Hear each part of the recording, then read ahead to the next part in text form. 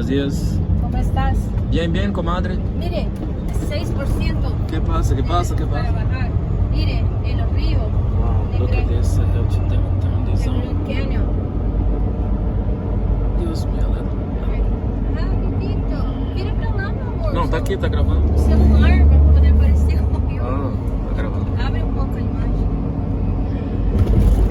Aqui é o Grand Canyon. Nevada com...